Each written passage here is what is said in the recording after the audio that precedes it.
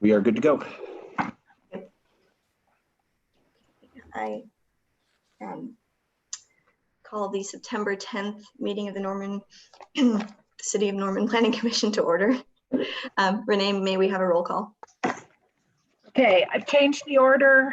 Are we unmuted? Mm-hmm.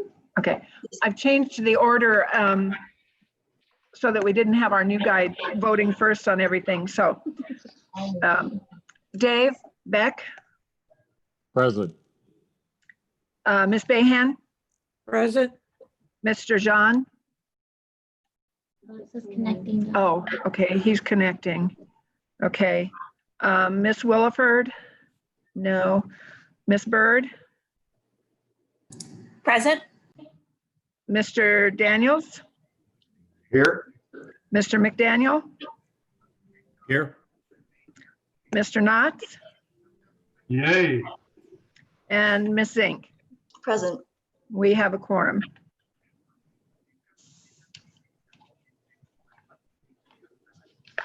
Thank you. I just want to double check that we have audio for Numan. Hey, Laura, how are you? Well, before we get into the consent docket, I'd like to welcome a new face, which is Commissioner Mark Daniels to the commission. So we're pleased to have you. I'm glad to be here for 2 months, I guess. Yeah. I'm a former city employee for 23 years. I came to OU in 1974 and never left. Well, welcome aboard. Okay. We have 2 items on the consent docket. Item number 2, which is TMP-156, approval of the August 13, 2020 Planning Commission regular session minutes. And item number 3, COS-2021-3, consideration of a Norman Rural Certificate of Survey submitted by Harry and Beverly Fritzler Pathfinder Surveying for Prairie Creek Ranch for approximately 60.4 acres of property generally located on the north side of Imhoff Road, partially closed east of 144th Avenue Southeast. Does any member of the commission wish to remove any of those items from the consent docket? Does any member of the public wish to remove either of those items from the consent docket? May I have a motion? So moved, Dave Beck. Steve McDaniel. So I have a motion from Commissioner Beck, and was that a second from Commissioner McDaniel? Yes. Okay, thank you. And a vote, please. Mr. Beck, Yes. Ms. Bayhan, Yes. Mr. John, Yes. Miss Bird, Yes. Mr. Daniels, Yes. Mr. McDaniel, Yes. Mr. Knotts, Yes. Ms. Zink. Yes, The motion carried 8-0. thank you.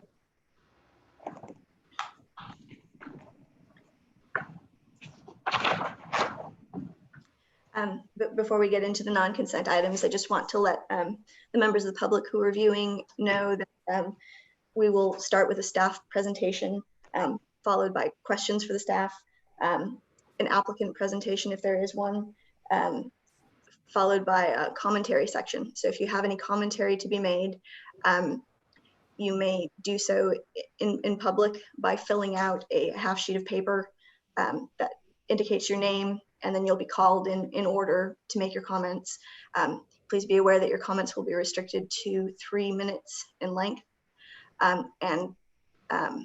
We ask that you start by stating your name and your address for the record before proceeding into comments. On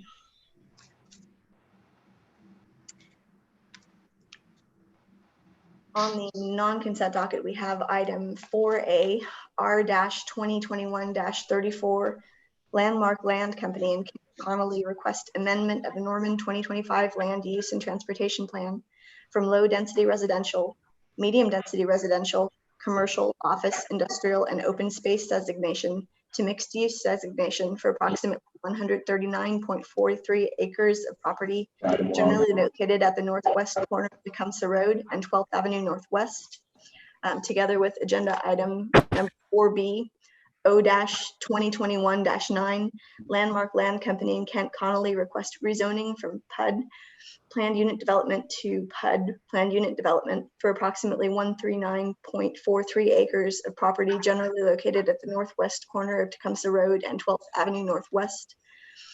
And together with item number 4C, PP-2021-2, consideration of a preliminary plat submitted by Kent Connolly, SMC Consulting Engineers PC, for Flint Hills Edition, a planned unit development for approximately 139.43 acres of property generally located at the northwest corner of Tecumseh Road and 12th Avenue Northwest. Do we have a staff presentation? Yes. Thank you. I'm Laura Hoggett with the City Planning Department. And we have Landmark Land Company and Kent Connolly bringing 3 applications tonight. The first is a 2025 Land Use and Transportation Plan Amendment from low density residential, medium density residential, commercial, office, industrial, and open space designations to mixed use designation. This is approximately 140 acres northwest of the intersection of Tecumseh Road and 12th Avenue Northwest. Can you guys see my screen? Yes, okay. Okay, this is the existing Norman 2025 designations on the land. This section here is not included in this request, and it includes open space, low density residential, medium density residential, commercial, office, and industrial.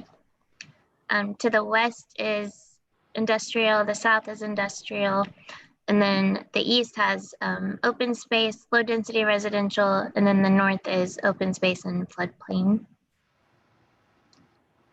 Here's the proposed with the mixed use designation.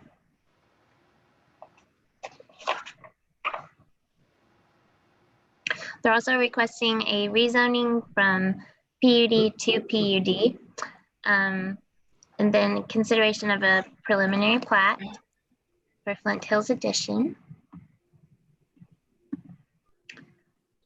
So the surrounding zoning to the north and to the east is mostly A2. There's a little chunk of residential estates. To the south is industrial and PUD. And then to the west, we have a chunk of industrial and then some residential estates.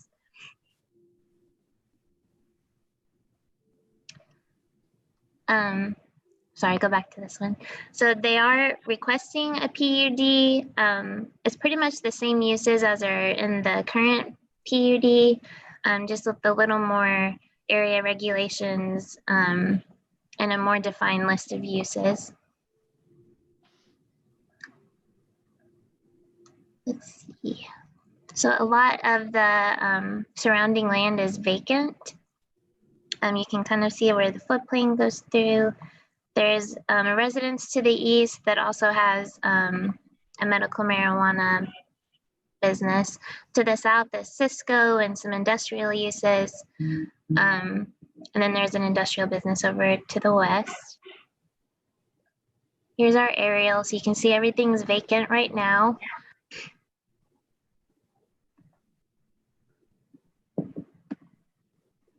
This is the preliminary plat and the preliminary site development plan. The low density residential uses kind of go across most of the development. Up here will be open space and where the floodplain goes through. Down in the southeast corner will be commercial. This is apartments that are under construction right now. It's not part of this development, but it's existing. Here we'll have the medium density townhouse development and then office and light industrial in the southwest corner. Let's see, so this is to the west of the property. Here's the subject property. To the west, there's a mixed use development that's sold kind of being built out and developed. To the south, here's Cisco, more industrial businesses, and then this is the subject property. To the east, it doesn't show. Vintage Creek is farther to the east, and then there's kind of some vacant land through here with just a little bit of residential. And then to the north, here's where the stream goes through. So that's the end of staff presentation. We're available for questions. We have Ken here for engineering with any plat kind of questions. And then the applicant has a representative with the presentation as well. Thank you very much. Do we have any of the commissioners have questions for staff? Is it possible to put me back on the Oh, yeah. Stop share. Yeah, thank you. Do any commissioners have questions for staff? No. Thank you. Seeing none, may we have the applicant presentation? Thank you, Madam Chairman. Sean Rieger representing the applicant tonight, and I'll try to be brief. I understand that someone may be leaving at 7 or so, and so we've asked to be brief. I will do that. So let me go to the PowerPoint, take you through it. Laura was quite complete, I think, in her presentation. I just want to highlight a few things for you. She showed you the location here, and she mentioned Tecumseh Point. Vintage Creek is right here, and this is what Laura was talking about off to the edge, and there are far more houses built out here than what you see now. That's just the most recent Google Earth map. Most importantly, what I want to show you is a comparison to what was adopted in 2010. In 2010, we were in front of you with this development on the left, and I remember that distinctly. It was, some of you recall Bob Goins, who's a legendary planner in Norman, was the planner behind this project and was approved in 2010. On the right is what you're being asked to approve tonight, and it really is strikingly similar. You see the residential up here, if you see my pointer, is very, very similar to the residential over here. Basically a little bit smaller lots, but the footprint of the residential area is very, very similar to what was approved in 2010. Industrial, light industrial and office down here, virtually exactly the same as was approved in 2010. This little yellow or orange strip of townhomes approved in 2010 is still there, pretty much the same as is proposed tonight. Laura mentioned this brown area right here, as was approved in 2010, is an apartment complex that is under construction right now, so it's not part of the project. In 2010, this was the commercial corner, and it is exactly the same proposed tonight as well. Probably the most significant difference from tonight and last time is this section of the neighborhood. You see it had 3 cul-de-sacs right here. This time it doesn't. It's more of a complete pass-through road. This is a gated community this time right here. This was not. And you see these little orange pieces right here, or little townhome development that has now reverted back to R1 single family. And I'll show you some other differences of WQPZ and floodplain areas, which are significant as well. So, but very generally, it is almost exactly the same in layout as what was approved in 2010 and what is still the binding PUD on this property, but with improvements. And Laura mentioned those, but the staff report mentions it as well. The current PUD on the right proposed tonight as compared to the existing PUD really has just a lot more detail on the PUD than we used to do 10 years ago. This one has significant more detail. This one takes out a mining operation, and I think you might have seen it right there. That was actually a mining operation of dirt and some other materials. That's now gone, so that won't be the case in this PUD. And significantly, you see these homes in 2010, you see these residential lots. That black line is the floodplain. And now we have pulled those residential homes back. It's kind of hard to see the difference, but you kind of see the sewer line right there and the separation. Well, these homes are pulled back quite a bit further now, and they are not in the floodplain. Now, they weren't in the floodplain before, but the lots were in the floodplain. Now these lots are not in the floodplain anymore.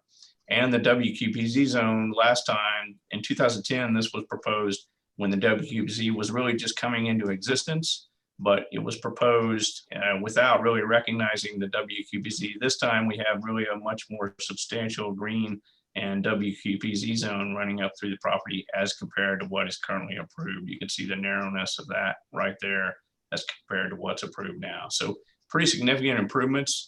The actual uses are very similar to what was approved last time. This is in your staff report, but single family residential, the existing PUD is 70 acres. We've down zoned that or reduced that to 65 acres.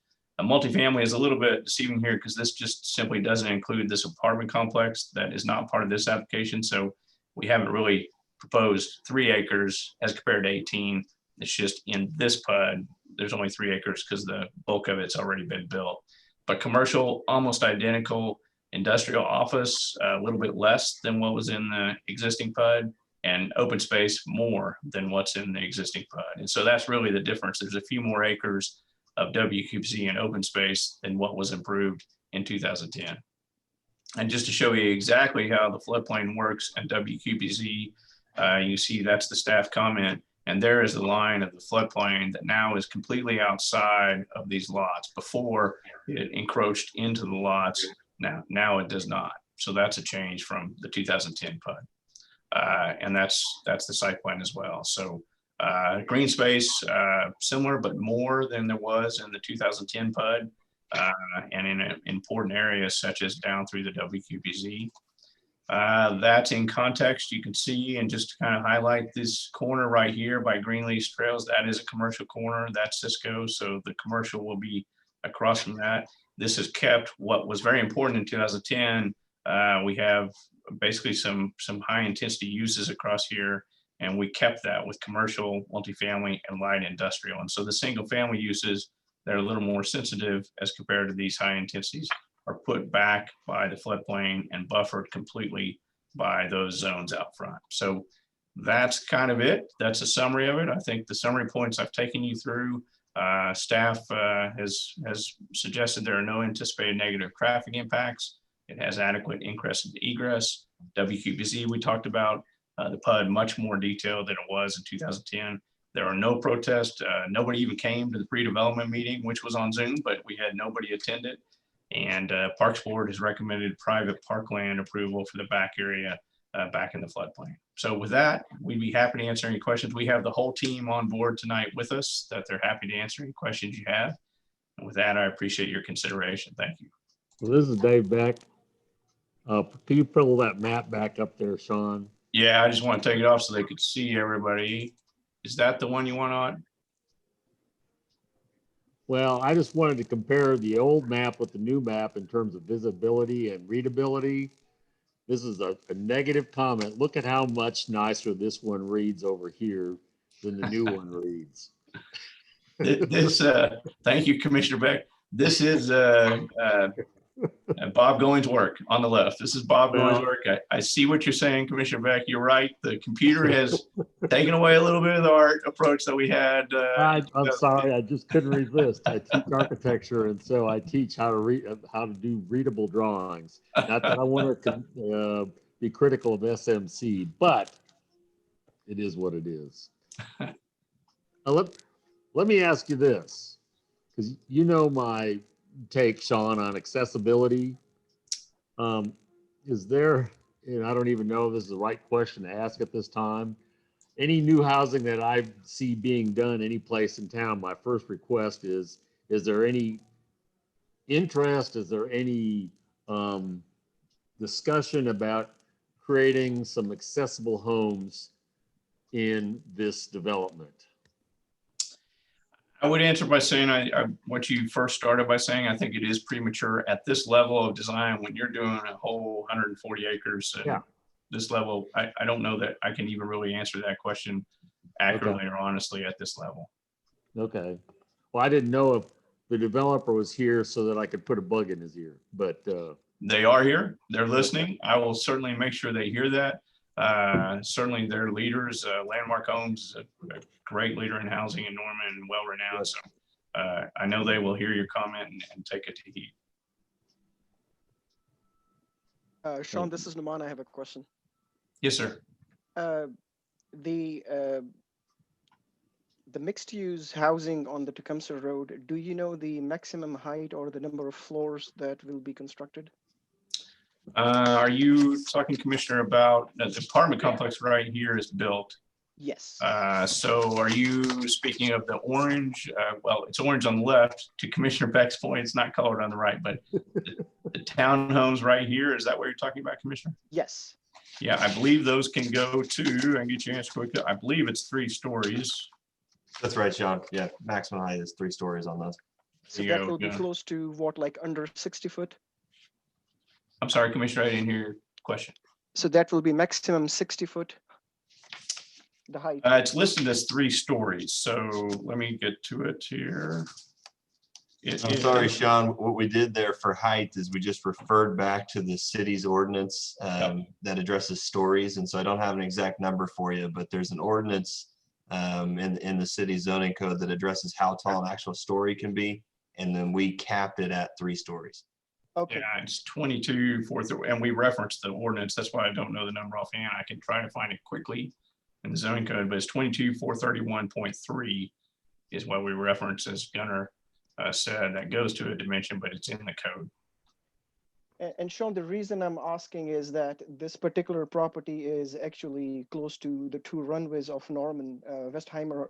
So anytime the planes are making, either they're coming on downwind or they're on base, they will be flying over this property. So I just wanted to make sure that the heights are, we have a safe buffer because that's where the planes are in a very critical phase. The second question, Sean, I have is, again, can I request you to please bring that old comparison map that you were showing just a little earlier? Yes, sorry about that. There you go. Nauman, could you get closer to your mic or something? Because I can't hear you. David, is that okay now? That's better. That's a lot better. Okay, no, that's good. Sorry about that. So the old map shows some kind of a retention pond or a small lake. Is that going to be in the new proposed site as well?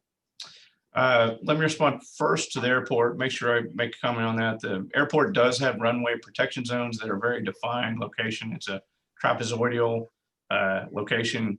This does not fall within that. We understand your point, and I appreciate it, but I just want to make sure we're clear. We're not within the runway protection zone. So as to the airport at that point.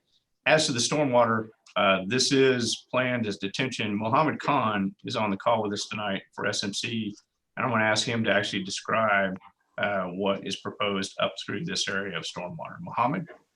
Yeah, this is Mohammed Khan with SMC Consulting. For the records, 815 West Main, 73106. So yeah, in the new plan, the limits where floodplain is located, we are not encroaching that floodplain by any means of using it as detention. So what Sean has indicated, we are proposing 2 detention systems, upper pond and lower pond, and those are located outside the floodplain. And that Sean is correctly pointing to that area. So the improvement or this delineation, what you see in floodplain is only for water quality protection improvement and proposed use of certain planting type, which will improve the water quality, such as removal of nitrogen, phosphorus, and then capturing the total suspended solid. So we're not using floodplain for any detention purposes. That's usually always a no-no, and that's what we are proposing here. So all of our detention is proposed outside the floodplain and upstream side of the floodplain area. And we are almost providing 800,000 cubic feet of storage for this overall development. There is an approximately 300 plus acres of offsite area drains into successive or continuous path of these detention system. So as part of our proposed improvement and water quality protection mitigation improvement plan, we are comfortable to say that the routed flow from the site will be improved in terms of water quality standard and meeting the City of Norman water quality protection zone requirement and other standards. Thank you, Mohammed. Yeah. You're welcome. Just a point of caution. Again, this is not like something that must stop this thing, but a caution is that we are constructing these retention ponds. And as we know that it's very close to the airport, the birds will come. So that may increase the chances of bird strikes. Just a caution. Yeah, and that's a good point. These ponds, most of these ponds will be dry pond. Yeah, there will be a smaller water body at the lower reach of these ponds. You're right. Thanks. Thank you, Commissioner. Madam Chairman, do you want me to stop the share so you can see everybody? Yes, please. Okay. Thank you. Do the commissioners have any other questions of the applicant? This is Mark. Just two minor questions. One, it talks about a clubhouse, and I couldn't tell where the clubhouse was on the drawing. I Clubhouse don't, and a playground. yeah, I don't think we have that located No? just yet. Oh, okay. You know, typically as we get deeper into planning, they'll locate that as they determine phasing, and sometimes that gets into sales offices close to it. And so I don't think they've finally determined what particular location that would be. I had one other question that I brought up when I was still a city employee. The rural estates area to the northwest. It's not shown on that map, but is kind of landlocked by the little river. And the thought occurred to me that it'd be nice if there was access to that through this subdivision. But, you know, I know you don't have to do that. I'm just trying to think ahead here. Yeah, right. Yeah, right where you've got the pointer. Yeah, we're aware of that, Commissioner. That's always been a concern. This addition up here, they do probably have access down through this. I kind of ultimately think that concrete plant eventually maybe goes away, and the access down through that would be a location as well. This plat, it is a platted subdivision up there of RE, has had significant problems over the years, and that it never got off the ground. And as the Commissioner said, there's the Little River goes right up through. You can see Little River right here. And so it cuts it off. It does have a proposed plat connection up through there. It's more of a monetary issue of would it would require a bridge that would be very expensive. Yeah, exactly. Exactly. Okay, just thought. Thank you. Thank you, Commissioner Daniels, for your questions. Do any of the other commissioners have questions for the applicant? Okay, I don't see any. Are there any audience members or participants who would like to make comments? Okay, don't see any comments. Sorry, no, there's none on YouTube either. Okay, thank you. Is there any discussion to be had amongst the commissioners? Okay, Commissioner Knotts. Well, I'm a little concerned about the this enclosed development with only one exit in the northwest part. These very circular drive. I'm sure that the fire department has approved this, but it just seems that there should be an opportunity to get out of there rather than just have a one entrance, one exit point. That's just a discussion point. And I do want to say that I'm afraid of the consequences to our youth that they think that the Flint Hills are here in Norman. And I think maybe this should be the headwaters development rather than the Flint Hills, because you have to go to Pawhuska to get to the Flint Hills. So they may be dislocated in their geographic location.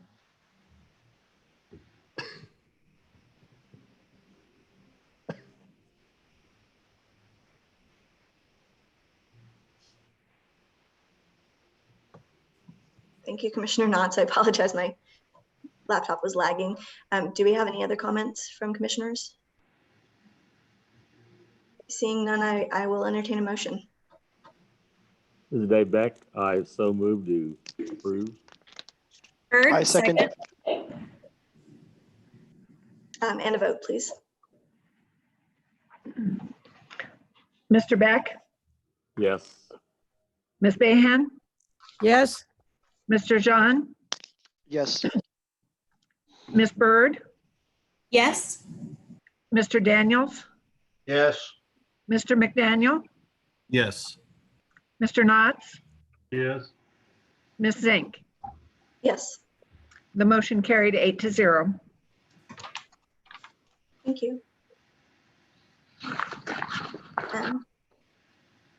Do we have any miscellaneous discussion items from staff? Yeah, this is Commissioner Beck. Moving forward on the idea of accessibility, I was on a committee that looked at, with Bill Hickman, looked at the visitability ordinance that was taken back to the city staff to look at, and it's been lost. I don't know where it is, what's happened to it.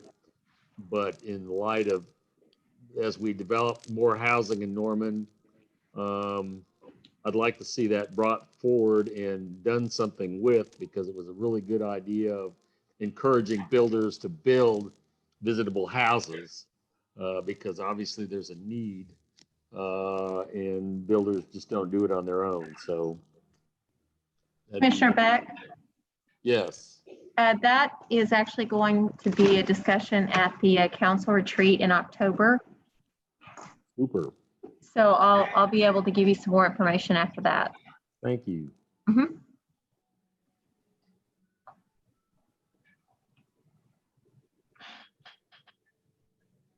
Thank you, Commissioner Beck. Do we have any other miscellaneous comments from commissioners? Seeing none, we are adjourned. Hold it. I want to say something to Mark before he disappears. Mark, I got here in 72 to go to school and I never left. So I beat you by 2 years. Okay, and I actually was minored in architecture. I was I a don't civil remember you engineer. too, though. We'll talk sometime. Yeah. So you spent many a night in the north end of the stadium then? Many. Okay, Yes. good to see you. Good to meet you. Yeah. Okay. Bye. That's it. Bye, Bye. guys. Bye-bye. Bye.